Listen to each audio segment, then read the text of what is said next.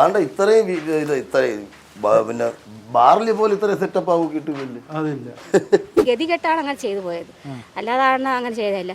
അത് ആ കൂടെ വന്ന ഒരു പയ്യനെ അടിക്കാൻ എന്താ വന്നപ്പോഴത്തേക്ക് ആണ് അങ്ങനെ ചെയ്തെന്നാണ് പറയുന്നത്. മകൻ അച്ഛനെ അടിക്കാൻ അത്രയ്ക്ക് അടിമയായി പോയി. മകൻ അച്ഛനെ അടിപ്പിക്കാൻ വേണ്ടി കമ്പും കൊണ്ട് പിന്നെ അവിടുത്തെ അപ്പുറത്തെ പയ്യന്മാരെല്ലാം കൂടെ ആയിട്ട് ഇവനെ പിടിച്ചു. അല്ലെങ്കിൽ അടി തലയിൽ തന്നെ കിട്ടുമായിരുന്നു, തടി കൊണ്ടുള്ള അടി. ഇതൊന്ന് കണ്ടു നോക്കിയേ. അധോലോകം ചിത്രീകരിക്കാൻ വേണ്ടി സെറ്റ് ഇട്ടതല്ല ഇത്. ഇതൊരു രഹസ്യ സങ്കേതമാണ്, ലഹരി മാഫിയയുടെ ഒളിസങ്കേതം. സാധാരണക്കാർക്ക് ഇങ്ങോട്ട് പ്രവേശനമില്ല. ഇവിടെ പ്രവേശനമുള്ളത് ലഹരി ഉപയോഗിക്കുന്നവർക്ക് മാത്രം. ഇവിടെ വച്ചാണ് സതീശൻ എന്ന 64-കാരൻ ഒരുത്തനെ കുത്തി വീഴ്ത്തിയത്. കേൾക്കുമ്പോൾ ഈ സതീശൻ ചെയ്തത് എന്ത് ക്രൂരതയാണെന്ന് തോന്നും.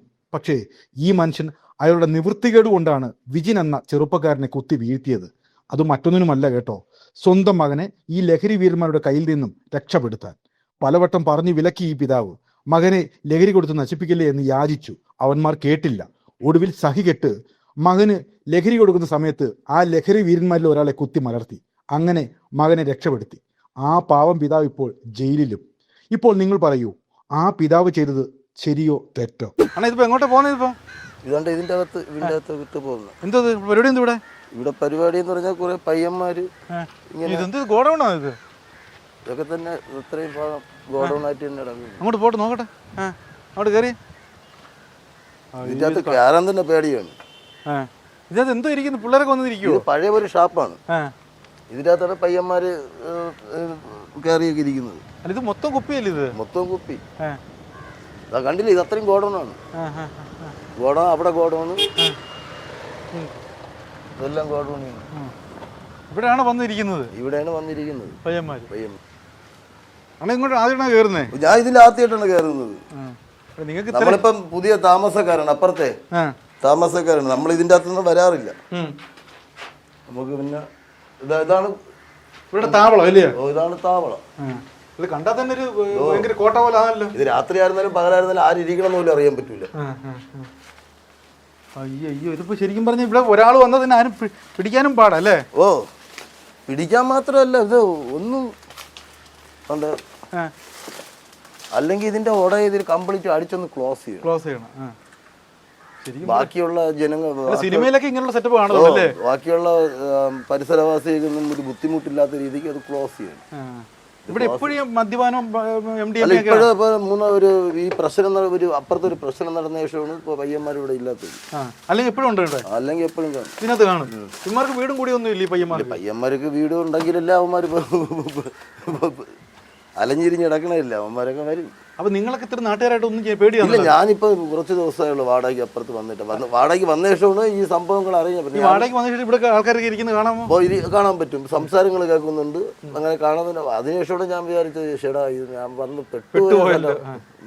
ഒന്ന് ചോദിച്ചാൽ അവന്മാർ കത്തി തീർക്കും. ഇല്ല, ചോദിക്കാൻ പറ്റൂല. എന്ന് വെച്ചാൽ നമ്മൾ ഇപ്പോഴത്തെ സാഹചര്യത്തിലേ നമുക്ക് ഒന്നും ചെയ്യാൻ പറ്റൂല. ഇത് തന്നെ ഇവന്മാർക്ക് താമസിക്കാൻ പറ്റുന്ന സെറ്റപ്പ്. അതിപ്പോ ഞാൻ ഇപ്പൊ CSR പുതിയതായിട്ടൊന്ന് CSRന്റെ അടുത്ത് പറഞ്ഞു, ഇന്നത് സാറേ ഇതിനകത്ത് ഇതിൻ്റെ അകത്താണ് ഗോഡൗൺ എന്ന കാര്യങ്ങളെല്ലാം പറഞ്ഞിട്ടുണ്ട്. ഇവിടെ നാട്ടുകാരും പറഞ്ഞിട്ടൊക്കെയാണ്. ശരിക്കും പറയും ഇയാളൊരു പാവം പിടിച്ച മനുഷ്യനായിരുന്നോ ഈ കുത്തിയ ആള്? അച്ഛൻ അയാള് പാവമാണ്. വെട്ടുകാട് പള്ളിയിലുള്ള അവിടെ നിന്നൊക്കെയാണ് ആഹാരങ്ങളും തള്ളയും. കൈയില്ല പുള്ളിക്ക്? ഒരു കൈയില്ല. അയ്യോ, അത്രയും പാവം. ഒരു കൈ. അങ്ങനത്തെ സിറ്റുവേഷൻ. അയാളുടെ മോൻ ഈ ഗ്യാങ്ങിൽ പെട്ടുപോയില്ലയോ? അല്ല, മോനും ഇവരുമായിട്ട് ഒരു ബൈക്കിൽ 3 പേരായിട്ട് വന്നാണ് ഇതൊക്കെ വിഷയങ്ങളായത്. ഇയാൾ പലതവണ വാണിംഗ് കൊടുത്തു ഇവന്മാർക്ക്? അല്ല, വാണിംഗ് മാത്രമല്ല, പിന്നെ ഈ ചെറുക്കൻ്റെ പിന്നെ അങ്ങേരെ എപ്പോഴും റോഡിൽ തന്നെ കാണും കസേരയിട്ട്. നമ്മൾ പോകുമ്പോഴും വണ്ടി ഓടിക്കൊണ്ട് പോകുമ്പോഴെല്ലാം എപ്പോഴും കസേരയിട്ട് അവിടെ തന്നെ. ഈ പയ്യൻ എത്ര വയസ്സുണ്ട് അയാളുടെ മോന്? 10-34 വയസ്സിൻ്റെ അകത്തേ വരുള്ളൂ. അവന് പിന്നെ 5-ലാ 4-ലാ 3-ലാ പഠിക്കുന്ന ഒരു പെങ്കൊച്ചൊക്കെ ഉണ്ട്. അവന് ഇതിനകത്ത് അടിമയായോ? കഞ്ചാവിന് അഡിക്റ്റ് ആയിട്ടുണ്ട്. എന്നിട്ട് പലപ്പോഴും വാണിംഗ് കൊടുത്തിട്ട് മാറിയില്ലല്ലേ? വിവ മാറിയിട്ടില്ല. അവസാനം അച്ഛൻ എന്തുകൊണ്ടായി നിവൃത്തിയിട്ടായിരിക്കും കുത്തിയത്? നിവൃത്തിയിട്ടാണ് കുത്തിയെന്ന് തോന്നുന്നു. അല്ലെങ്കിൽ പിന്നെ ഇങ്ങനെ സംഭവിക്കാൻ സാധ്യതയില്ല. എന്ത് സംഭവം? അന്നത്തെ സംഭവം എന്തായിരിക്കും? അറിഞ്ഞെന്തായിരിക്കും? അല്ല, ഞങ്ങളിപ്പോൾ പുറത്തിറങ്ങിയ സമയത്ത് ഈ കുത്തിൻ്റെ ബഹളമാണ് കേൾക്കുന്നത്. ബഹളം എന്ന് പറഞ്ഞാൽ അങ്ങോട്ടും ഇങ്ങോട്ടും മോയ് കുത്തിയല്ലേ എന്നും പറഞ്ഞുകൊണ്ട് ഒരു തടിയെടുത്തോണ്ട് വന്ന് അടിക്കാൻ വേണ്ടി, അച്ഛനെ അടിക്കാൻ വേണ്ടി നിൽക്കണം. ഇങ്ങനെയൊക്കെയാണ് കാണുന്നത്. മകൻ അച്ഛനെ അടിക്കാൻ നിൽക്കുന്നു അവൻ അത്രയ്ക്ക് അടിമയായി പോയി. മകൻ അച്ഛനെ അടിപ്പിക്കാൻ വേണ്ടി ഒരു കമ്പും കൊണ്ട് പിന്നെ അവിടുത്തെ അപ്പുറത്തെ പയ്യന്മാരെല്ലാം കൂടെ ആയിട്ട് ഇങ്ങനെ നടന്ന് പയ്യന്മാരുടെ ഇടയിൽ പോയി. പയ്യന്മാരുടെ പോകുമ്പോൾ പയ്യന്മാരെല്ലാം കൂടെ ആയിട്ട് ഇവനെ പിടിച്ചു. അല്ലെങ്കിൽ അടി തലയിൽ തന്നെ കിട്ടുമായിരുന്നു, തടി കൊണ്ടുള്ള അടി. അല്ല, അച്ഛൻ ആരെയാണ് കുത്തിയേക്കുന്നത്? ഇവനെ നശിപ്പിക്കാൻ വേണ്ടി വന്നവന്? അല്ല, ഇവന്റെ കൂട്ടത്തിൽ വന്ന പയ്യനെയാണ് കുത്തിയത് അച്ഛൻ. എന്ത് വെച്ചാ കുത്തിയേക്കുന്നേ?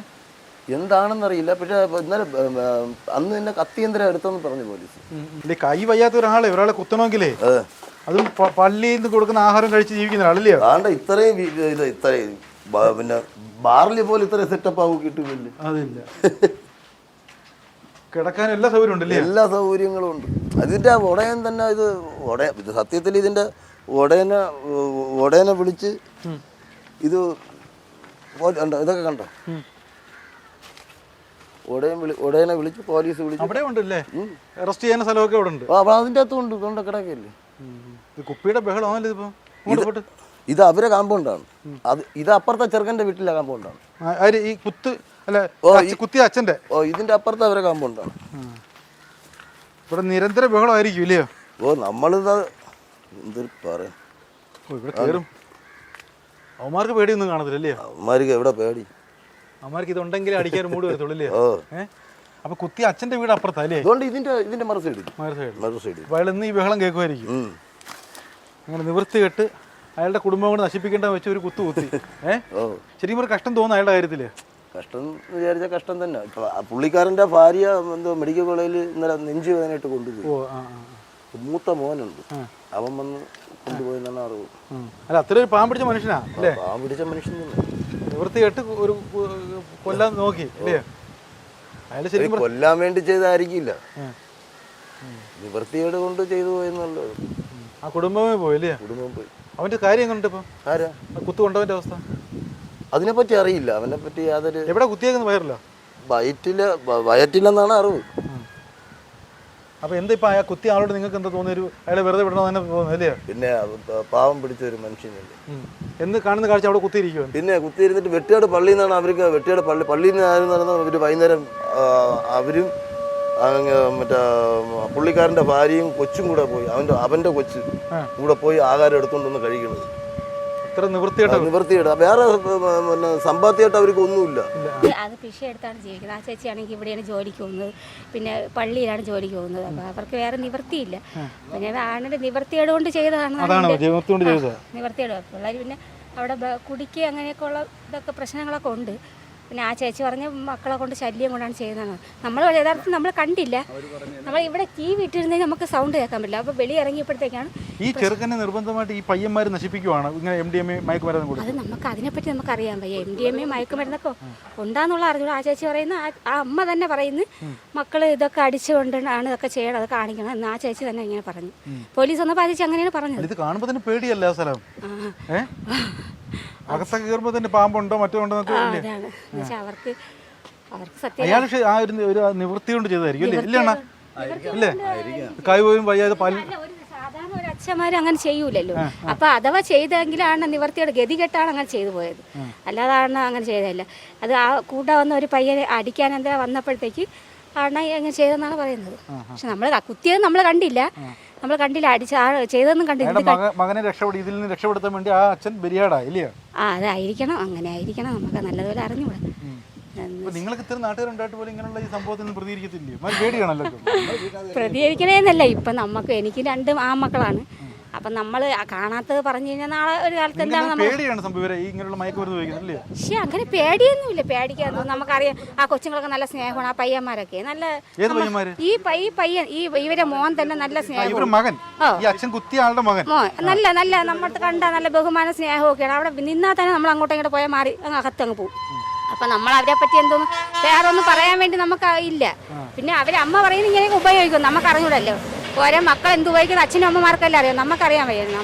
അവർ പറയുന്നത് എൻ്റെ മോൻ ഇതൊക്കെ ഉപയോഗിക്കുമെന്ന് അവർ തന്നെ പറയുന്നു. അത് ഇപ്പം കാരണമൊന്നും വേണ്ടല്ലോ. ഇപ്പോൾ ഒരാൾ ഉപയോഗിക്കണമെങ്കിൽ അവർക്ക് സ്വന്തമായിട്ട് തോന്നണം. ഒരാൾ ഇപ്പോൾ കൊച്ചു കുട്ടികളൊന്നും അല്ല, അവർ സ്വന്തമായിട്ട് ഉപയോഗിക്കണം മറ്റുള്ളവർ കൊടുത്തിട്ടായി അവർ ഉപയോഗിക്കണം, അവർക്ക് തോന്നി അവർ ഉപയോഗിക്കും. അതിന് നമ്മൾ മറ്റുള്ളവരെ പറഞ്ഞിട്ട് കാര്യമില്ല. എൻ്റെ മോനായിരുന്നാലും അവർക്ക് ഉപയോഗിക്കണം തോന്നിയല്ലേ അവർ ഉപയോഗിക്കും. ഇപ്പൊ കൈ പോലും വയ്യാത്ത കുടുംബം നോക്കുന്ന ഒരാൾ ജയിലിലായില്ല അല്ലേ? അയാളുടെ കാര്യത്തിൽ വിഷമമുണ്ടല്ലോ. ആ ഉണ്ട്. ആ ചേച്ചി ഇപ്പം പള്ളിയിൽ ജോലി ചെയ്ത് തുച്ഛമായ വരും. പിന്നെ അവർക്കൊന്നും ഒരു നിവൃത്തിയുമില്ല. ഒരു ഗതികേടെന്ന് വെച്ചാൽ അന്നന്ന് ആഹാരത്തിന് പോലും നിവർത്തിയില്ല. കുത്താൻ ധൈര്യം വേണ്ട, അയാൾ നിവൃത്തിയായിട്ട് ചെയ്തായിരിക്കും അല്ലേ? എന്നുവെച്ചാൽ ആയിരിക്കണം. പരിക്ക് പോയി ഗുരുതരമാണോ മറ്റവന്റെ? ഒന്നും ഇവിടെ എന്താ കൊണ്ട് കുത്തി കിഡ്നിയിൽ അവിടെ എന്തോ ആണെന്ന് തോന്നുന്നു, അറിയാൻ വയ്യ നമുക്ക് എവിടെ. പക്ഷെ എന്ത് കുത്തി കൊണ്ട് ഒന്നും അറിയാം. ആരും കാണുന്നില്ല ഇങ്ങോട്ട്. ഇല്ല പോലീസ് വന്നപ്പോഴാണ് കുത്തി മുറിഞ്ഞെന്നൊക്കെ നമ്മൾ അറിയണത്.